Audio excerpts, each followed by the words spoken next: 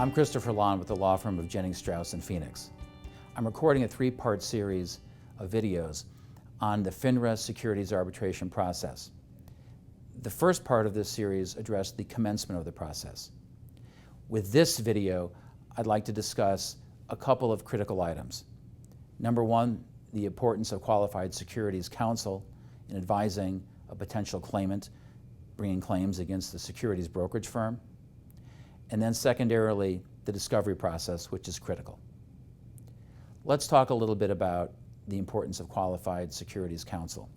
There are substantial differences between the traditional court process and the FINRA securities arbitration process. One of the major differences is discovery. Discovery is highly regulated, typically in traditional court. There are numerous devices available for a claimant to unearth information to help him or her prove claims at trial. There are less devices, however, available to a claimant in a FINRA securities arbitration. For instance, typically depositions are not taken.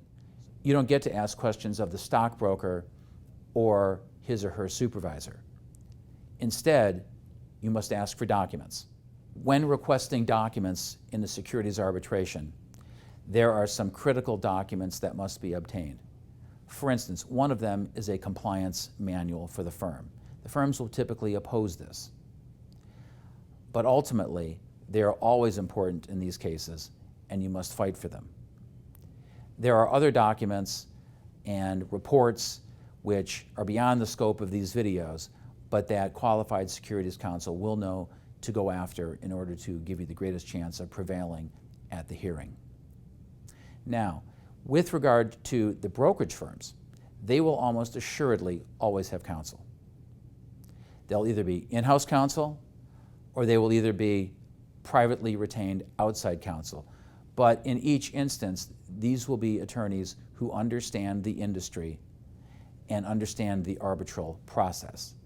This is again why it is important to hire qualified securities counsel. Another thing your attorney will help you with is establishing the need for an expert or possibly two experts. Quite typically, expert testimony is required on compliance aspects in the case so that the expert can educate the arbitration panel in terms of what went wrong and why it went wrong. And the other aspect is damages.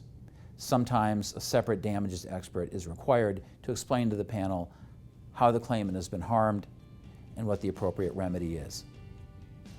If you have any questions about the subject matter of this video, please feel free to contact me.